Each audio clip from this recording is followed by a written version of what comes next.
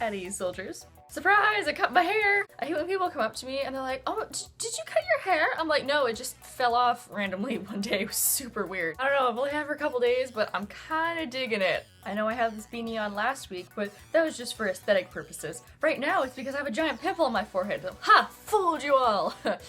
Oh, wait. So, not considering Christmas, in December I did do quite a bit of book shopping and book hauling. Mostly because A, employee discounts, B, multiple thrifting opportunities. It's going to be my December book haul, not to be confused with my Christmas book haul, which will be going up later in the next couple of days.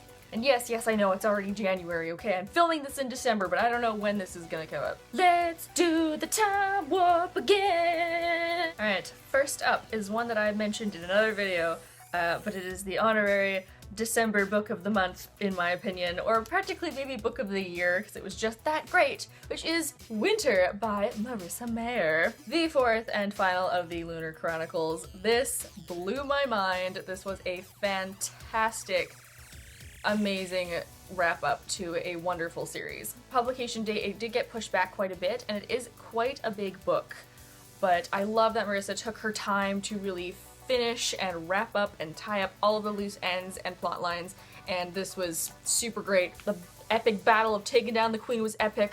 We get all the adorable couples, we get some confessions, we get action sequences, we get some like Pirates of the Caribbean-esque escapes, all while being in space. 10 out of 10. Second in this haul is probably going to be one of the best books I read this year, which is saying quite a bit, and that is The Wrath and the Dawn by Renee Atteed.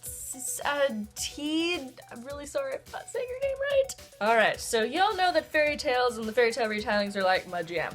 And this is a book inspired by 1001 Arabian Nights. And whoa, was this awesome. This is a story of a boy king who every night takes a new wife and every morning has her hung, and one of the main character's friends was one of the brides. So main character Sherazade goes and volunteers to be a bride to seek revenge upon the king and figure out what's going on. And throughout this there is magic, but it is also culturally and historically correct, which makes it really interesting. Love the magic aspect of it. The character development is wonderful. The way that everything weaves together is just so seamless and beautiful, and I really, really enjoyed it. Plus, this is obnoxiously orange, so it's really hard to lose. One similar to A Wrath of the Dawn, we have 1000 Nights by E.K. Johnson. Again, 1001 Nights, Arabian Nights, retelling, we're doing this thing here. I did not like this very much. I liked The Wrath of the Dawn 10 times more. The writing in this is just, I don't know, it's odd, it's kind of strange, the language doesn't flow very well, and I really got to about halfway through and gave up. I actually haven't finished this, just because I got to more than halfway through, and I'm like, nothing's happened yet. Like, literally, nothing has happened yet. She's gone to the palace, that's it. I'm done. Another one that I have already finished is Snow Like Ashes by Sarah Rash. 2 A's. I don't know how to pronounce this word. In here, there are 4 kingdoms that are the Rhythm Kingdoms and 4 Season Kingdoms, and main character Maria is part of the Winter Kingdom, which has been enslaved by the Spring Kingdom, and she has been training her whole life with a couple of the other refugees from Winter that escaped during the initial attacks, along with the future king Mather, who she has feelings for, and they're trying to get allegiances and figure out what's going on and get some magic back into their world and reclaim their homeland. This was not as good as I thought it was going to be. I think I hyped myself up over it, but it was still an interesting book. I don't know if I'm gonna buy the second one. I'm still a little bit iffy on that. Another thing that I mentioned in another video, I can't remember which one it was, but the book is Spinning Starlight by R.C. Lewis. This retells one of my favorite fairy tales of all time, The Wild Swans. Main character Liddy is part of a family with 9 older brothers, and all of them are basically geniuses, and she is under a lot of pressure to come up with something ridiculous for this year's tech reveal on their home planet. Her brothers were studying these things called conduits, which are kind of like portals, but are not, as you find out in the book. And one day, all 9 of them go missing. So as she is trying to figure out where her brothers are, she gets kidnapped, and I can't really tell you very much more. There's interdimensional travel, there is other planets in this, there are aliens, there is sci-fi stuff. It was really interesting, and it goes back to the roots of original fairy tales. So definitely like a 1.5 thumbs up. One that I'm not super impressed with, but is definitely interesting and something I haven't read before, is Undertow by Michael Buckley. Slightly in the future, this other race of people called the Alphas have emerged from the sea, and they're all kind of like sea creature type beings. Of course, the world goes into complete lockdown and like freaks the fuck out. And the main character is a girl who lives on Coney Island in New York that has been sectioned off, made into a war zone, and she has been hand-selected to show some of the new alpha teenagers around her school as they try to assimilate themselves into regular human culture. Some of the abilities and physical aspects of these creatures are really interesting and creepy, and I really like that idea of it. It's just something about the writing just doesn't really pull me into it, but I think I will probably finish this. I'm about halfway through, so we will get through it, but I don't know if this is a standalone or not, and if it's gonna be a series, I'm not gonna buy the next one. Okay, these next three are a series I found all together, very excited about. The Mistborn trilogy by Brandon Sanderson. I've heard so much about this just from BookTube and just from other people saying it's really, really good. The only thing I know about this is that people eat metal to do magic, and alright, I'm down. These next two are also the next two in a series. I lucked out on this. I got both A Million Suns and Shades of Earth by Beth Revis, which are the two others in her Across the Universe series. I enjoyed Across the Universe. I'm actually glad I got these at a thrift store because I don't think that if I had seen these in the store, I would have bought them. I loved the premise and some of the cultural and societal issues in Across the Universe.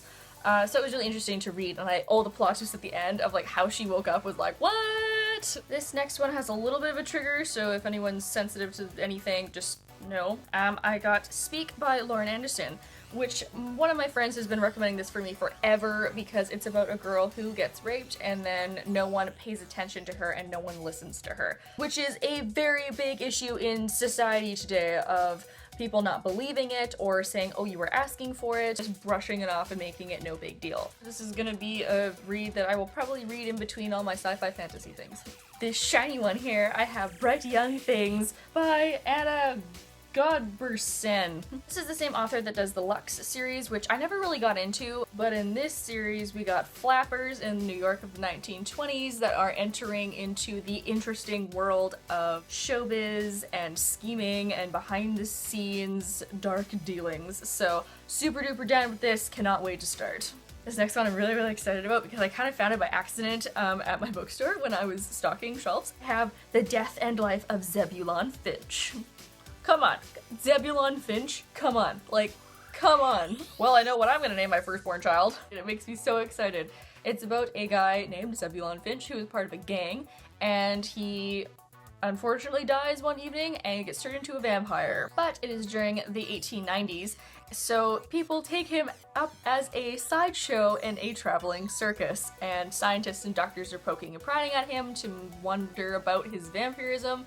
This sounded so interesting, and it is like, it's a pretty good commitment of a book, but I'm willing to commit for a vampire sideshow in the 1890s. Next to last, we have Killer Unicorns, and who does not want to read about killer unicorns in Rampant by Diana Peterfront. I must have been about 13 years old, and I read it from the library, and then I found it at the thrift store. It was like, you know what, for nostalgia's sake, I will buy this, and it was good reading it a second time because you learn more as you get older, obviously, and that was kind of fun being an adult and reading this again. The main character is the part of a line of unicorn hunters and goes off to Rome to train to be one, and of course, you know, you meet all the other people there, and then we meet the unicorns. We're just like this other society that's trying to get in so that they can steal this power so they can make an all-powerful cure for everything, and there's like corporations that are involved, and like now the public's getting involved, but then there's history. If you're a horsey person at all, if you're a unicorn lover, definitely something to pick up. And last but not least, a couple of my coworkers were just like, you have to read this, it's so good, like you have to read it, and I'm like, I don't know, I don't really. It's a little bit sci-fi, it's a little dystopian, usually that's not really my genre, but I got bullied into buying this So here I have a Lumen A by Amy Kaufman and Jay Kristoff. I wasn't a huge fan of Amy Kaufman's other book, These Broken Stars, with someone else whose name I can't remember, I'm sorry. It was just okay, but apparently this is 10 times better, and apparently it has a whole bunch of different ways of telling it. It's not just regular dialogue. And it sounds interesting, really. And I mean, I want this cover on my bookshelf because, like, look how cool this is. Basically, we have, like, warring people. We have, like, planets being destroyed. We have, like, two people coming together and having to work together. Then there's, like, AI. And then there's people that are gonna be shooting other people and betrayals and really epic stuff that seems like it's gonna be happening in this book. Alright, there you have it. There's my December book haul. Watch out for my Christmas book haul, which will be coming out soon. There is a whole bunch of really exciting titles in that one too.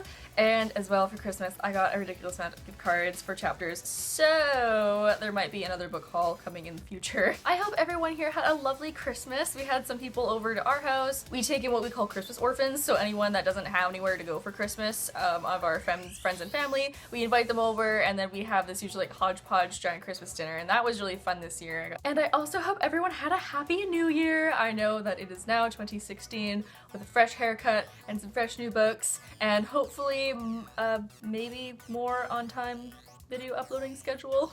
Click over here to like the video and click over here to subscribe. I have not told you guys that like forever, so I mean something must be working because I keep building subscribers up. Thank you, by the way, to everyone that's subscribed. This is so exciting. And also hello to everyone who has stopped me and said hi. I've actually had a couple people come up to me in public and be like, I know you, like you're the model who's read on YouTube, like I really like your videos. And it's so exciting because I'm like, oh my god, I'm meeting fans in person and like you're a fan of me. Someone thinks I'm funny.